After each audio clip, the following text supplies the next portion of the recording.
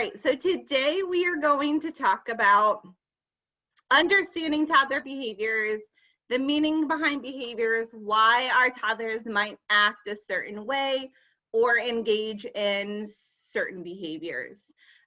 Today we're really focusing on the why behind those behaviors, and then next month, hopefully you are going to join us next month as well to talk about responding to behaviors. So, and then we're having a session in December on modifying behavior.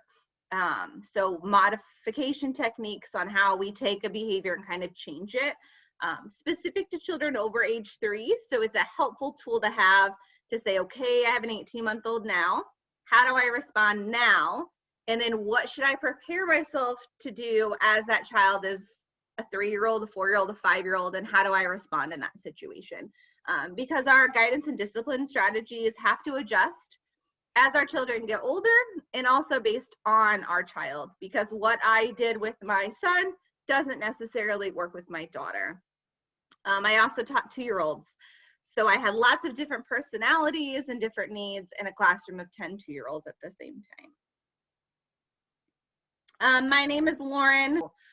In addition to being the family support specialist, for 10 years previously, I was the infant toddler specialist, so supporting childcare programs who cared for infants and toddlers. So I have a lot of experience with group care, but infants and toddlers in general. I also have 2 kids of my own. I have a daughter who is almost 3. Her birthday is in 11 days. So she's almost out of that toddler age, and she's the baby. She's the last one, so it's a little sad that we're getting out of that toddler age because I love toddlers.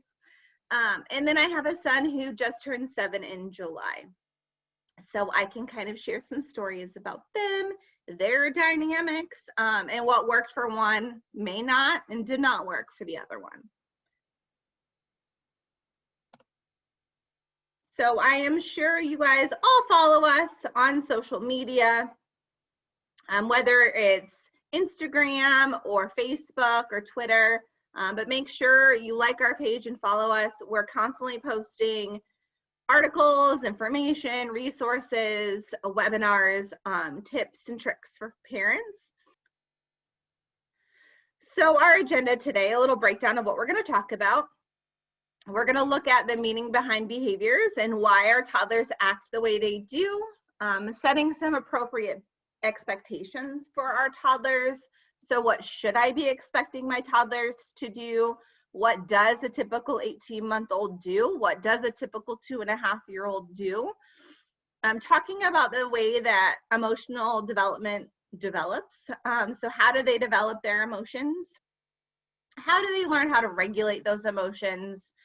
And then lastly, what are some contributing factors that may be leading to a behavioral breakdown? So are there things that I can change as the adult in this space that may lessen a toddler meltdown or a toddler breakdown? So that is our goal. And we will definitely cover those common things that have showed up in the chat box, being biting, attention-seeking behavior, head banging, and then in the follow-up session next month of really breaking down when they bite, here is how you respond. And if they're biting for this reason, respond this way. If they're biting for this reason, respond this way. Because not every bite comes from the same reason or motivation. My son liked to bite when he'd get really excited. So, and he'd always go after my butt. So I'd have to like palm his head. So he'd be like, I'm like, you will not bite me. And it came from a place of like, I am so excited and I don't know what to do with this emotion. So our first emotion word was excited. So he definitely learned that one first, and he'd squeeze his fist and go, I'm so excited, and would like shake. And I'm like, that is much better than biting your mother. Luckily, he just bit me and not in childcare because the son of an infant toddler specialist, I didn't want him biting his friends at school. But that happens, and toddlers engage in those behaviors in its typical development. So every behavior that our children exhibit, and even us, there's a meaning or a reason behind it. Sometimes it's super obvious. They're having a tantrum because they asked for a cookie and I said no. And now we're really upset that I wanted a cookie. So I'm gonna fall on the ground and start crying. Other times, like headbanging or biting my sister, may not be as obvious. I might not know why that behavior is happening. So when we don't know the meaning behind a behavior, then we basically perceive that behavior as confusing or challenging because we don't know why they're sending us a message or what message they're trying to send us. So as soon as we understand where that behavior is coming from, we're able to respond appropriately to that behavior. So our first job as a caregiver or a parent is to uncover the meaning of that behavior. And that's why I said, sometimes they bite for this reason, and the next time it's for this reason, and the next time it's for this reason. So it's really looking at every situation individually to kind of take a step back and say, okay, why are you throwing yourself on the floor? Why are you having a tantrum? Oh, it's because I said no to a cookie. Let's figure out how to either redirect this behavior, allow you to have your feelings, or give you an alternative or some way to kind of get you out of that behavior. So why do they act like that? So toddlers kind of live in this glass case of emotion. And that is because they have not experienced much life yet. So as we look at our babies, as they're becoming toddlers, we can expect that they're going to explore objects and other people as objects. So they are going to pull your hair. They are going to poke your eyeball. They are going to mouth you because they're exploring you as an object. They're trying to figure you out. My nephew is 9 months and he pulls my daughter's hair and she would go, hey, no, I don't like when you pull me. And so I've had a lot of conversations with her to say, baby, my doesn't understand that that hurts you. He's just a baby. He's just trying to figure you out. He likes your hair, or he's just trying to figure out who you are. So instead of saying, hey, I don't like that, or getting mad at baby my, instead you can take his hand and go gentle. And she has learned very quickly at almost age 3 when he pulls her hair to go gentle, to teach him kind of that alternative, to say, hey, I'm a person, and when you do that, that hurts me, and here's an alternative. Babies also have no sense of property rights, so they're gonna snatch it, and they don't care. There's no sharing with babies. There's really no sharing with toddlers either. But when you have multiple babies and one snatches a toy from another, it is what it is, and you ignore it, and it's fine. You go about your business. They cry when they're under stress, when they're expressing a need, or they're trying to communicate because they don't have language. So we should be expecting babies to cry. That is how they're communicating with us. And babies become attached to family and caregivers because they trust them. So we should be expecting, especially older babies, to have difficulty with separation.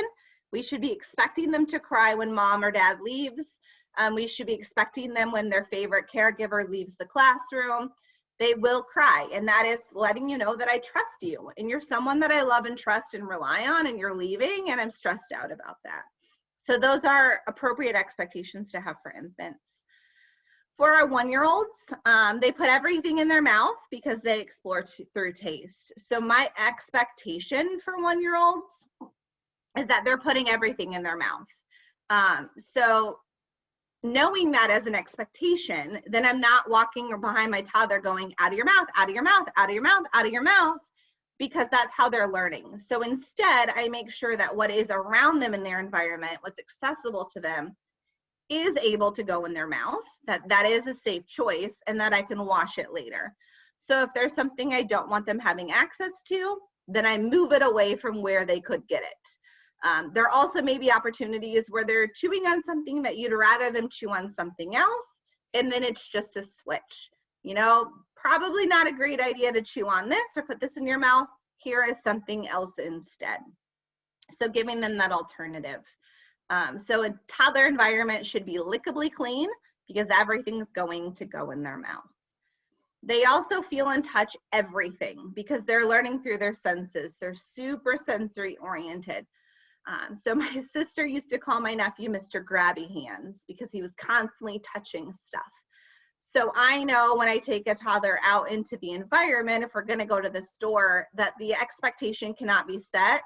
You can't touch anything, because the toddler just can't help themselves. They need to feel and touch in order to kind of understand what that is. So we should be expecting our toddlers to touch everything.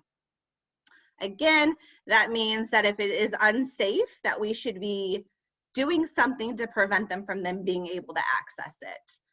They also may cry, hit, or bite to get their way, to express emotions, or to communicate. So I am expecting toddlers to cry, hit, or bite because they don't have other skills. So that is an appropriate expectation to have for a toddler. That doesn't mean that because I'm expecting a toddler to hit me, that it's okay to hit me. I'm giving you some other strategies, but I know you're doing it because you're missing a skill. And they really show anxiety or struggle through transitions. Transitions are very difficult for them. So we have to plan time into transitions, a lot of transition warnings, a lot of ways for them to understand that we are stopping this and moving to this, and then expecting a meltdown. Last night, my daughter was watching the iPad while her brother was taking a shower. And I said, you have 1 minute. And I made sure that she heard me. I said it about 16 times before I got a, okay, mommy. And then when the iPad was taken, there was a meltdown. That's to be expected. I don't want to stop what I'm doing, even though I knew what was coming. The meltdown was very short-lived because of that warning and because of that transition. And then as our 2-year-olds gain some more skills that our 1-year-olds just don't have yet, they are discovering and learning to assert their independence. They want to be independent so badly, but they're having this inner battle of I want to do it by myself, but I can't always do things by myself. And so they're often going to say, no, mine, and throw tantrums. No and mine are actually really good words to teach our 2-year-olds because they're easy to say, they have a lot of meaning, and there's power behind those words. So there is nothing wrong with our child saying no, but there are times that it's not a choice. So responding very appropriately to them saying, I know that you don't want to be done with the iPad, or I know you don't want to put your shoes on, but it's not a choice. We have to be done. It's time to move on. It's okay to say no, but sometimes that no won't always be validated. Again, they're frequently using the word mine because they don't share well. They don't understand property rules very well. The toddler property rules are what's mine is mine. If you have it, it's mine. If it looks like mine, it's mine. If I had it before, it's mine. That is the toddler kind of mentality or way of thinking. So they're still learning how to play, but 2-year-olds want to play with others. They really are curious about figuring out how to play with their peers. They exhibit these wide range of moods, and they're not able to manage them. That's why I say toddlers live in this glass case of emotion, these mood shifts. I asked for more pasta, you gave me more pasta, and now I'm crying because you gave me more pasta, and you're like, I don't know what I did wrong. That is just part of being a toddler and feeling all of the feels. And then they really enjoy peer play and joint exploration. So from a 2-year-old, you're going to hear, play with me, play with me, play with me, play with me. And that doesn't necessarily mean that they want you to play with them. They just want you right there. And so they may do a lot of attention-seeking behaviors to get you to come because they might not have the skills to say, I want you to play with me. So I might throw something at you or hit you or bang you because I'm trying to communicate like, hey, come here, I need some attention from you. So those are kind of all of the things that we should be expecting. A 2-year-old or a 1-year-old isn't wrong for doing these things. These are the things that happen because of the developmental stage that they're in. So let's talk kind of more about why they're happening and then how we support them in skill building beyond this. So toddlers are also in this stage of really developing into their own person. They want to be fiercely independent. They're learning that I am a different person than you are. I am my own person. I get to make my own choices. I get to choose if I wear sparkly shoes or light up shoes today. I get to choose if I want the purple cup or the yellow cup. I get to have an impact on my environment. And so there's this inner drive to assert themselves, to say, I am here, do you see me? They're communicating their likes and dislikes. And it is the cutest thing once those things start coming verbally, and they're able to express the things that have always been up in their mind. And you're like, how did you even know that? But my daughter every night tells me which cup she wants, and her 7-year-old brother could care less. So fine, you get that yellow cup, girl, because at the end of the day, it doesn't matter. You're gonna drink your milk, so I don't care what color cup you have, you choose, girl.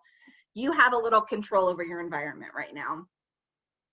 And they wanna act independently as much as they can.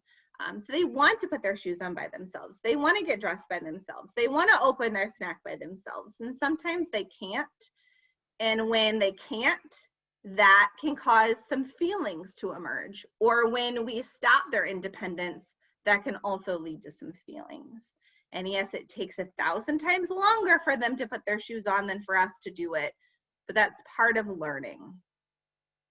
They also are developing language to express their ideas, wants, and needs. And until that language is pretty strong, they're going to have some challenges because what they want and need is not able to verbally come out. But on top of that all, they lack logic and self-control. So even your 2-year-old, who is unbelievably verbal, who is independent, who can do things that you didn't think a 2-year-old could ever do, is still having these meltdowns, and you're thinking to yourself, why? Why are you acting like this? You know better than this, is maybe a phrase that you want to say. And that is because although they have a lot of language, they're independent, they can do a lot of things. They might walk, talk, and act like a preschooler or a kindergartner at 2 or a 16-year-old. They lack logic and self-control. That frontal lobe of their brain that is responsible for thought processing, reasoning, is just not developed yet. So while they have a lot of skills, they just don't have the capacity to wait. Waiting is very difficult. To have logic or reasoning skills, you can't reason with a 2-year-old who's tantruming because they want a cookie. Like, there is no reasoning there because that part of their brain has not formed yet. They lack impulse control due to their immature brain development. So this may look like a toddler biting you and then going, no, no bite, because they know I shouldn't be biting you. That was a poor choice, but I can't help myself.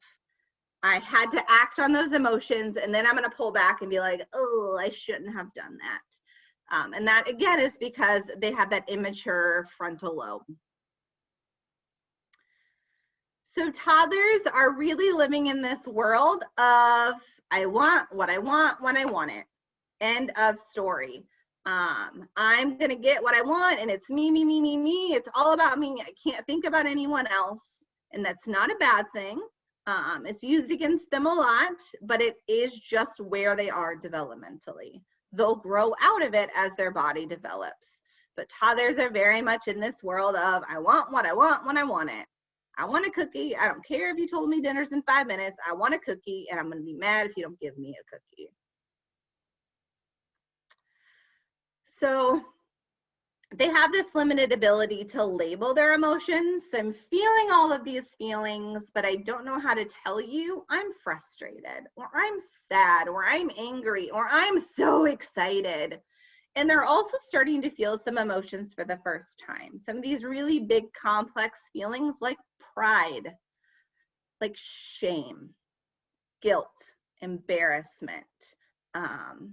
And those are big things for a toddler to understand. Those are still big feelings for my 7-year-old to kind of work through and to understand. So on top of these kind of simple emotions of happy, sad, glad, angry, we have now complex emotions coming into play. And this inner drive to control and affect my environment. And then I have these variety of mood swings. So what a toddler really needs in those moments of stress or moments of like overjoy and excitement and pride is the loving guidance of an adult who they trust, who can say, I get you, I understand. I see a little guy right now having a hard time, and all he's getting is a hug to say, I get you, I feel you, you're upset, hug me, hold me, I'll help you work through this, but there's nothing wrong with feeling sad, but we can work through that emotion and that feeling together. So toddlers are really acting out of their thinking or out of their emotional brain and not out of their thinking brain. So infants are really in that reptilian brain. They're operating out of their brainstem, that part of our brain that we go to during fight or flight. They're getting their needs met. I cry, you pick me up. I cry, you feed me. I cry, you put me to sleep. I just need you to meet my needs. As they're developing into toddlers, that emotional center is starting to develop. That is why toddlers are living in this glass case of emotion, is because they're operating from their emotional center or their limbic system. They're feeling all the feels. What happens and develops later is that they then develop their thinking brain, which begins forming at age 3, but takes a very, very long time to form.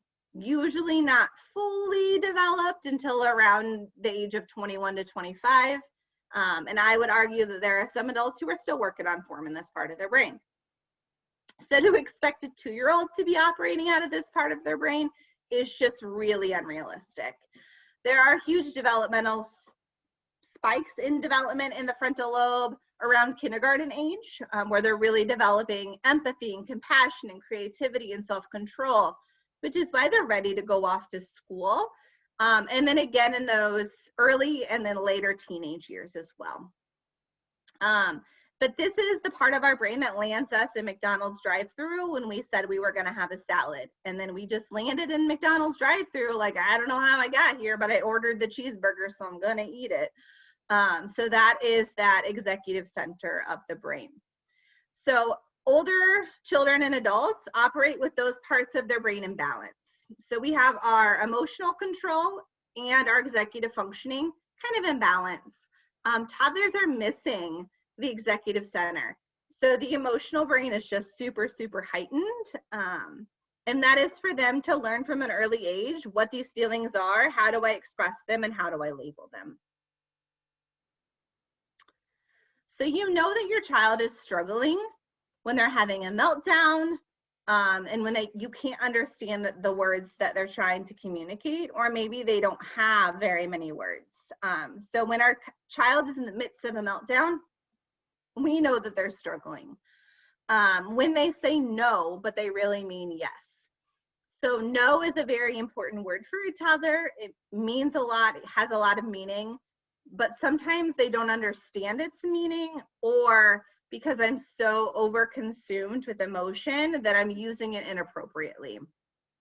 So these are the times that we're trying to be cute with a toddler. They're saying no, no, no. And so we're like, do you like candy? Do you like TV? Do you like this? Do you like this? Because they're constantly saying no when they really mean yes. So those are times that we know that they're struggling internally, and they have a need that needs to be met. We know that our child is struggling when they get angry and they might throw a toy, or they might bite. They can't settle for a substitute. So I want the cookie, but you've offered me an apple. You've offered me a fruit leather. You've offered me this, you've offered me that, but I just want a cookie. And there are times that I'm not going to settle with a substitute either. So I feel you, I get you, we're just not having a cookie. And then when they act out when frustrated. For many young children, just saying, you're having a hard time, do you need a hug? Is usually kind of a magic phrase that gets them to come out of the meltdown and to feel better. That was a magic phrase with my son. Like, you're having a really hard time and I'm noticing you're having a hard time, do you need a hug? And you could just see him go, oh, and he'd get his hug and he'd feel so much better. He might still be stuck on whatever he was stuck on, but we're able to start some sort of reasoning a little bit. Like, I know you want a cookie. It's not time for a cookie. It's almost time for dinner. And he still might go back to the tantrum, but it's not as bad. And then he's like, okay, fine. Can I have a cookie after dinner? Sure, because you asked nicely, you can have a cookie after dinner. But right in the midst of that meltdown, there is just no reasoning. You have to get them to calm down first. With my daughter, do you want a hug? Sends her through the roof. She is like, do not touch me. She is not touchy-feely at all. She wants physical emotion and physical touch on her own terms and on her own terms only. She is very much her mother. We're complex individuals. So she needs to feel her feelings. So she just needs to know that she can get them out. She's going to look at me and go, ah, ah, ah. And I'm like, okay, you're mad. I see you. I'm recognizing the feelings and you get them out, girl. So she needs permission to feel with limits. You feel, but you may not hurt me. You may not throw toys. It's okay to be angry, but you may not throw toys. So she needs the permission to feel within a set of limits, where my son really needs physical touch. His love language is quality time and physical touch. Her love language is probably gifts, AKA fruit snacks.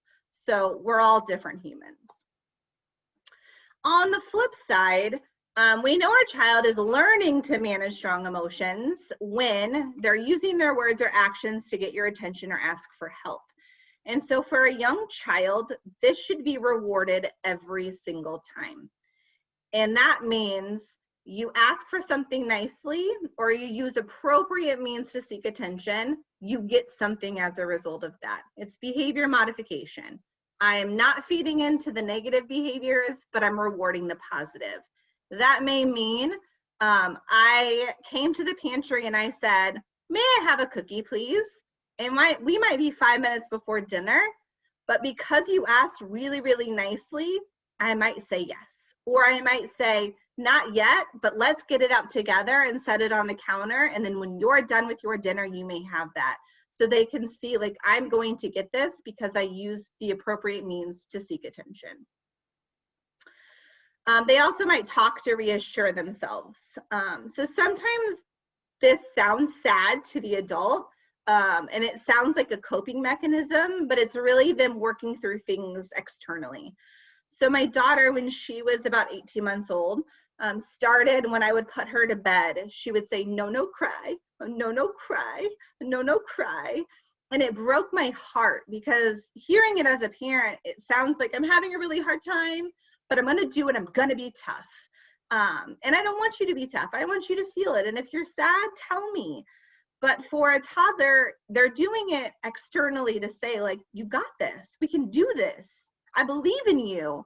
And so when we hear that, that's actually a really great thing because they're learning to manage those strong feelings. So instead of crying and screaming, I'm giving myself some self-talk and reassurance to say, like, we can do this. Mom's going to leave and I'm going to go to bed and we'll be all right. And I'll see mom in the morning. They also may reenact a stressful event. This is seen a lot in play therapy with children who have experienced trauma, whether it's a car accident or falling or child abuse and neglect. If they're able to reenact that stressful event, that's really healing and lets you know that they're starting to work through some of those feelings and emotions. They're using emotional language like labeling, I'm mad, or I'm frustrated, or I'm angry, or I'm sad. So validating and recognizing and rewarding when they're using those emotional language. And lastly, they might tell you the rules or show you that they might feel badly about breaking rules. So this may mean you're walking to go check the mail. You step into the street without looking both ways and your child says, you not look both ways. They're letting you know, like, I know the rule and you didn't follow that rule and it's not okay.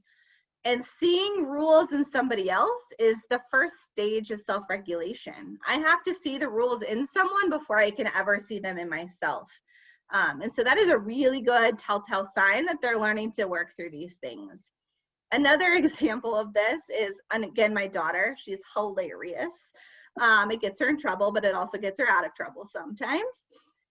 It is the world of COVID right now. So she's learning how to wash her hands and to sneeze and do all of these things. So at the start of COVID, she would yell at her 7-year-old brother if he didn't wash his hands and sing happy birthday. So you didn't do it long enough. You didn't sing the song. And the other day I sneezed while I was putting her into her car seat and she looked at me in disgust disgust and said, cover your mouth. And so like, she's really understanding rules, and it was pretty funny. And I was like, you're right, I should have covered my mouth, I'm so sorry. But like looked at me like, oh, cover your mouth. And I was like, yes, ma'am, I will. I'm sorry about that. I apologize. So again, that is a way to let you know that they're on the right track and learning to manage those strong feelings.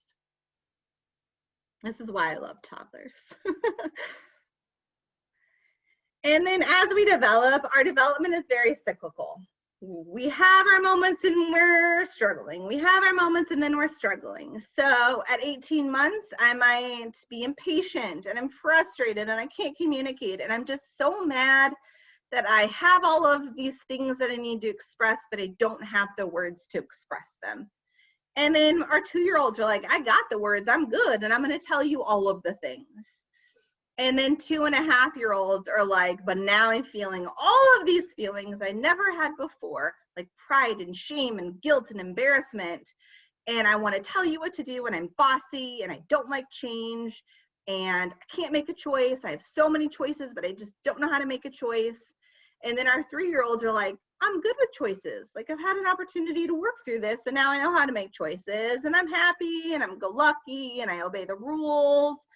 And then 3.5 hits and I'm disobeying the rules and I'm falling all over myself because I'm developing physically and I'm getting taller and I don't know what to do with all of these extra inches. And so our behavior is constantly like this. So once we get into a groove, that groove changes. And that doesn't mean that we've done something wrong as the parent or that our child is doing something wrong. It just means that they're in this next stage of development, similar to a baby who was eating fine and now we got to introduce solids and it throws a little wrench in the plan.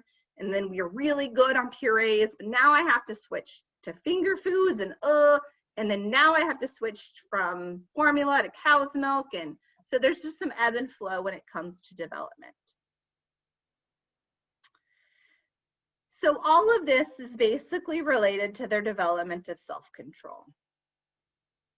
So self-control is the ability to understand and manage our behavior and our reactions to those feelings and things happening around us. So this may include regulating our reaction. This is very evident to adults on all these Zoom meetings that we have to control our face because our face is showing our emotions in ways that we never knew it was happening before. But children are having all of these feelings and they need to learn how to express them appropriately. It also involves calming down after something exciting or upsetting.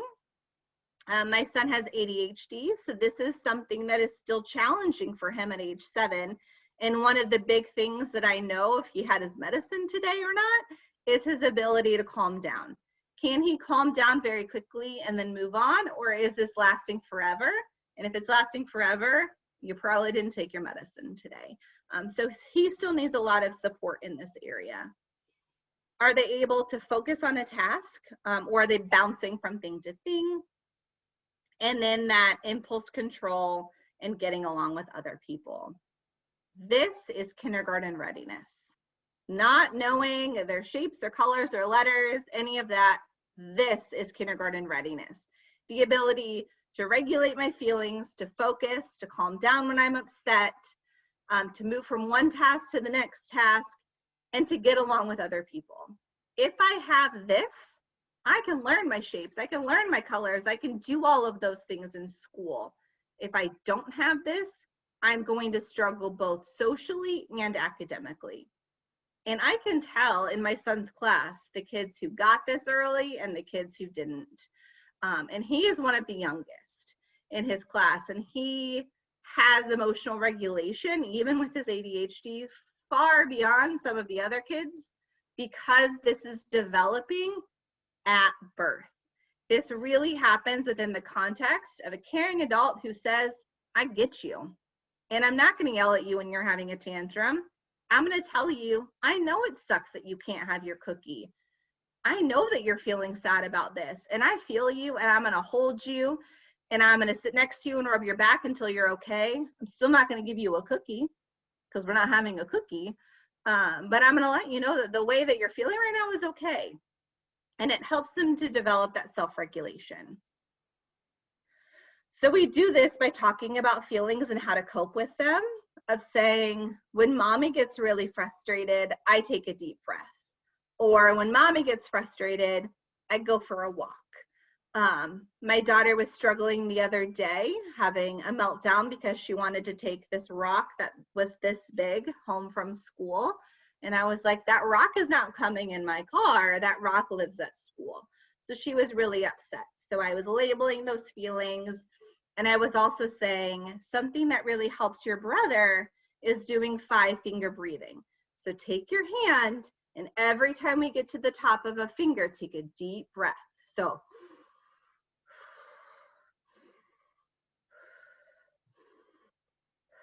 and going across the whole hand. And she was trying it the best way that a 2-year-old can try it. But she was trying it. I was modeling it for her. I was relating it to her brother, and she was doing it. And it was helping her take a deep breath and to calm down. It's also reading books, singing songs, watching appropriate shows that all talk about feelings. Daniel Tiger is king when it comes to shows and songs about feelings. And don't worry, I have a slide, so I'll probably sing to you in a minute. It's sharing your own feelings to let them know that you're not perfect. You have these same feelings too, and sometimes you don't express them the right way either. So when you do yell at them because you're angry, apologizing and saying, mommy was wrong. I yelled at you and that was not a good choice. I was feeling really frustrated that you weren't putting your shoes on after I asked you 20 times. Yelling at you is not okay. I'm sorry. To let them know that even there are times that you don't do the right thing, but you're owning it. Something my son learned in kindergarten was own it, fix it, and make it right. So when you make a mistake, you own that you made the mistake, you fix it, and then you make it right with whoever you made that mistake with. And those are things that we can begin to instill in our toddlers by modeling those behaviors for them. And then when your child is feeling feelings, it's trying to help them label it. You seem sad. You are sad because you're crying. I see the tears on your face. Or you seem very mad. I know you're mad because your face is turning red, your fists are clenched, and you're stomping your feet. Or I know you're mad because you just chucked a block at my head. So it's helping them understand that this is the feeling you're feeling, and here's the word to go along with it. So here are some great books to help toddlers understand feelings. 0to3.org is a fantastic website with lots of parenting tips. And I will put that in the chat box at the end. It's just 0to3.org. So they have a tip sheet on books and feelings, books like Grumpy Bird, Tough Guys Have Feelings Too, because boys cry too, and the Feelings book are 3 of the examples. As well as I said, Daniel Tiger is fantastic. So in addition to shows, so if you're not ready for your toddler to be watching small periods of television, utilizing the songs from Daniel Tiger, asking Alexa to play them, which I shouldn't have said that word because now she's going to be like, what song would you like me to play? But it's singing those songs with them. So there's a Daniel Tiger song called When You Feel So Mad That You Want to Roar. Take a deep breath and count to 4. So it's a way for them to learn the feeling of mad. Mad is when you feel like you want to roar. That is how you know you're mad. And here's how you deal with mad is by taking a deep breath. Also songs about transitions and going to school. This really helped our transition from quarantine back to childcare with my daughter. Is grown-ups come back to you, grown-ups come back, they do. So it's a whole song about how grown-ups might leave you at school or they might go out on a date and the babysitter comes, but they always come back. Also songs about friends helping each other, using your words to say how you feel. And then my favorite, which I always sing, I never just use the words, is first I'll have a turn and then I'll give it back. So first I'm going to play with it and then I'm going to give it back to you. That beginning understanding of sharing and turn taking. So those are some of the examples of the Daniel Tiger songs. that really help children understand emotions through song, which is how our toddlers usually learn best. And then while they're having these feelings, we want to offer our child ideas for how to manage them. So we validate, you're really excited. It's not okay to bite me when you're excited. So instead, you can squeeze your fists and shake and say, I'm excited. Or you can run around the house. Or you can put your face out the door and yell, ah! But you're not going to bite me. Here are the other ways that you can kind of deal or express the feeling of excitement. And that the most important thing is that we're teaching our child that there are lots of options for expressing their feelings in healthy, non-hurtful ways. And if all adults knew this, what a world we would live in. So we can really instill these things very, very, very early, to the point where my son went off to preschool and would come home and say things like, Jill has a really hard time with her feelings, and sometimes she kicks my teacher when she's upset, and that's not okay. And so for him at 3 to recognize that she's having a hard time with her feelings and she is expressing them inappropriately lets me know that I gave him a good solid foundation on practicing self-control. You might still have your moments, but you know what Jill's doing is not cool. So we want to empathize. That doesn't mean that we give them the cookie when they're having a tantrum. It means that we understand that they're upset that they can't have a cookie. Like, that's a tough life lesson. I want to have a cheeseburger, but I have to eat a salad right now. And that stinks, but it is what it is. We give them visual aids to make waiting easier, whether it's a timer or a visual, or to say, you know, when 3 cars go by, we'll be able to cross the street. Or after, in 3 sleeps, we're going to Disney World. Whatever it may be, give them something visual or concrete to think about. And anytime you can use a timer is perfect. Let your child make choices appropriate for her age. So choices within a set of limits. Do you want the yellow cup or the pink cup? You choose which cup, but you have a cup of milk to drink from at the end. So I don't care what color cup you have. Do you want the princess undies or the polka dot undies? Do you want to wear the yellow pants or the blue pants? As they begin to master those choices, then you can kind of let them a little freer. Go choose some clothes today. I don't care if they match. I don't care if you're wearing a bathing suit to school. You do you. You live your life. You live your best life. You're wearing clothes and you're not naked, so we're good here.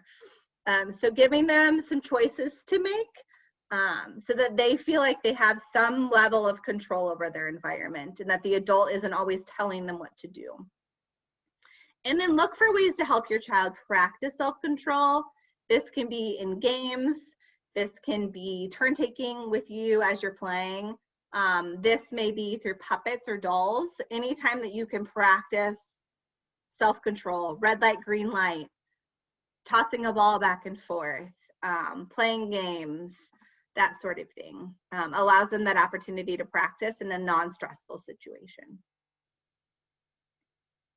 And then last but not least, before I open it up for questions, are things that may lead to an escalation in behavior. So our goal as the adult is to prevent ourselves from creating an environment that has some of these things, because we know that they're going to lead to increased behaviors. So number 1 is being too high or too low in our expectations. Just because they walk and talk like a preschooler does not mean they have the self-control to be a preschooler. So it's creating expectations that are appropriate for my child's age. Are my expectations too high? Am I expecting you to do something that you're just really not capable yet of doing? And on the flip side, am I doing everything for you because I don't think you're capable, but in reality you are? So it's really being sure that our expectations are in line with development. And that's why I started with expectations. We'll talk about expectations next month, but also, do we understand our child's developmental milestones too? Are our expectations inconsistent, or are reactions inconsistent? Is it okay to touch the remote today but not tomorrow? That creates inconsistency And children need limits. They need to know what they can and cannot do. And without that, they're going to be pushing. It's almost like walls. My limits are my walls. And without walls, I'm going to keep pushing until I can feel the walls. So the more inconsistent we are, the further our children actually push. Am I limiting their independence? This is the number one reason my kids have had behavioral challenges in the past as toddlers, is that I've limited their independence. Whether it was, I didn't know you could do it, it was easier for me to do it, or it was faster for me to do it. Usually because I needed to get something done quickly, and so I did it myself, which then caused a huge meltdown. So limiting independence is a huge trigger for our behavioral problems and meltdowns. So we really want to be very responsive to our time and our child's time to give us the opportunity to allow our children to do things themselves.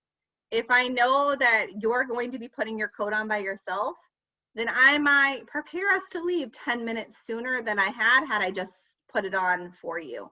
But I'm giving you that opportunity to do it yourself.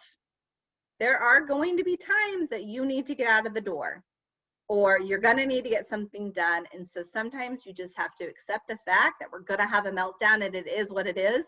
And I'm carrying my screaming toddler under my arm like a football, and we're walking to the door, and it's not cute and it's not pretty. And I'm saying, I know you wanted to do it by yourself, but we have got to go, and it is what it is. But if we can create opportunities during the day as much as possible to allow them to do it themselves, then that one time that we're carrying them in the football hole to leave while they're kicking and screaming won't be as dramatic as maybe if that's the 15th time that day their independence has been limited. Also, the environment. If I'm putting things within reach and they're constantly grabbing and I'm getting upset or they're getting hurt because of that, then I know that I need to set up my environment that is safe for toddlers, for everything to be touched and to go in their mouth. Temperament is a big trigger as well. Some kids are just more expressive than others. And when temperaments collide, sometimes that can also cause challenges. And then skill development. I just don't have the skills yet to use my words to communicate, so it's leading to a lot of behavioral problems. So it's identifying what skill is missing and then building that skill as much as we possibly can, like I did with labeling excitement, or what I might do with a child who's lacking language by giving them easy words to use, or maybe signs or pictures to communicate instead. Teaching them the signs for more, or all done, or stop, so that they have that sign to tell their friend, stop, don't take my toy, instead of, hitting them over the head with it. So learning to control ourselves takes a lot of time. So we have to really be mindful in giving our toddlers that time to develop those skills. You can email me directly or fill out our family information form. That is a great way of getting a hold of us. You can find it on our website. You can go to the shortened bit.ly link, /CCA families, or just text CARE to 833-222-1221. And that also gets you to our family information form. From there, you can request support, our newsletter. If you're needing childcare, we can help you locate that as well. So anything can be basically accessed through that family info form found on our website too. So hopefully you join me next month to talk about, now we know why they feel the way that they feel. I don't like getting bit. Now what do I do? So that will be the follow-up session. Here is an overview of our statewide system and the support that's offered to you. So even if you're joining us from outside of Central Indy, there is an entire team and network of people here to support you, and we can refer you off to the right person. If you come through a different agency, that's totally fine. And then the two best websites, again, for resources on toddler behaviors are 0to3.org. They have a whole article on understanding and responding to behaviors. And then raisingchildren.net is an Australian parenting website that is chock full of resources. They have an entire landing page on self-regulation. that is really great for families, that gives some really great strategies on things that you can try at home. So thank you guys. Bye.